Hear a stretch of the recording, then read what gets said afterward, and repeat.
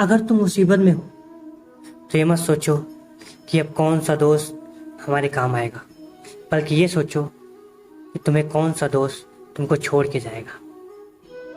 जब इंसान नाराजगी खत्म करने की पहल करता है तो उसका ये मतलब नहीं होता है कि वो गलत है, बल्कि इसका मतलब अपनी आन से ज्यादा तुमसे वो रिश्ता अजीज करता है। झूठ बोलने वाले आदमी की सबसे बड़ी सजा ये है कि उसके सच का भी कोई एतबार नहीं करता। दुनिया में कभी किसी अच्छे इंसान की तलाश मत करो, बल्कि खुद से अच्छे बन जाओ। हो सकता है तुम्हारी ऐसा करने से किसी और की तलाश पूरी हो जाए। अच्छे लोगों की एक सबसे अच्छी पहचान होती है कि उन्हें याद रखना नहीं पड़ता, वो खुद याद रखते हैं। लाखों दोस्त बनाने से अच्छा है कोई ऐसा दोस्त बनाओ जो लाखों दुश्मन होने पर भी हमारा साथ दे। एतबार और प्यार दो ऐसे परिंदे हैं, अगर एक उनमें से उड़ गया तो दूसरा खुद ही उड़ जाता है। तुम गुलाब का फूल बन जाओ, क्योंकि ये उनके हाथों में भी महक छोड़ देता है जो इसे मसल कर फेंक देता है।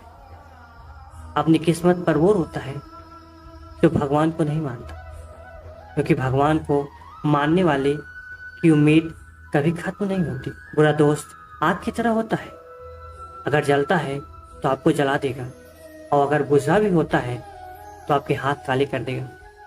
हर किसी को इतनी खुशी दो जितनी वो तुमको देता है। अगर आप ऐसा करते हैं तो आपको पता होना चाहिए कि आप क्या कर रहे हैं।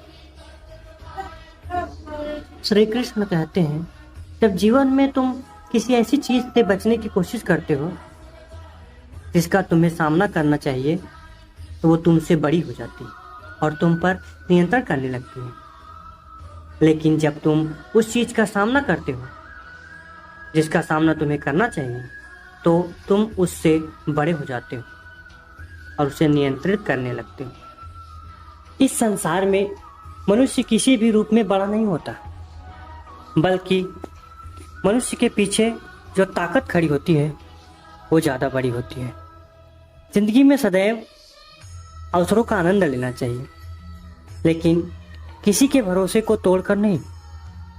इस संसार में भरोसा और विश्वास ही एक ऐसी चीज है जिन्हें प्राप्त करने में मनुष्य को वर्षों का समय लगता है, और फिर भी कई मनुष्य को यह प्राप्त नहीं हो पाता।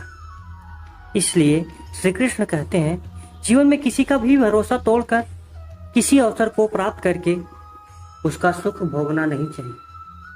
अगर आप जीवन में असफल होते हैं तो आपको दोबारा प्रयास करने में कभी घबराना नहीं चाहिए, क्योंकि जब आप दोबारा प्रयास करते हैं तो आपकी शुरुआत सुनने से नहीं बल्कि आपके अनुभव से होती है।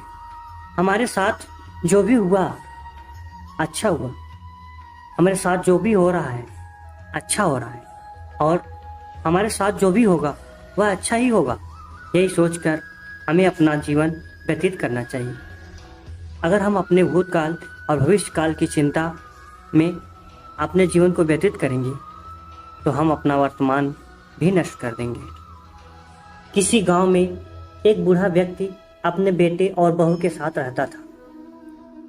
परिवार सुखी संपन्न था, किसी तरह की कोई परेशानी नहीं थी। बूढ़ा बाप, जो किसी समय बहुत अच्छा खासा नौजवान था, आज बुढ़ापे से हार गया था। चलते समय लड़खड़ाता था, लाठी की जरूरत पड़ने लगी, चेहरा झुर्रियों से भर चुका था, बस अपना जीवन किसी तरह व्यतीत कर रहा था।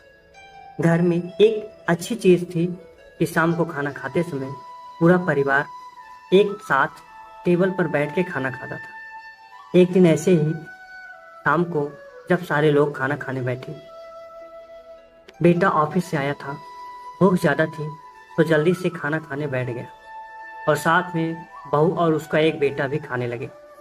बूढ़े हाथ जैसे ही थाली उठाने को हुए, थाली हाथ से छिटक गई, थोड़ी दाल टेबल पे गिर गई।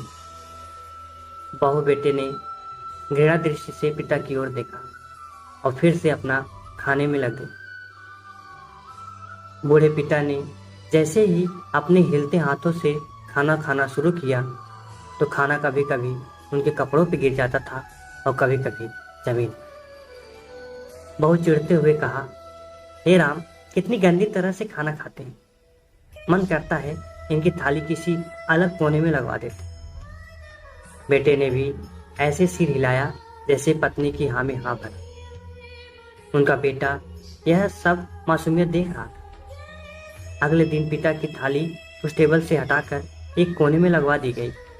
पिता की दबदबाती आंखें सब कुछ देखते हुए भी कुछ बोल नहीं पा रही थी।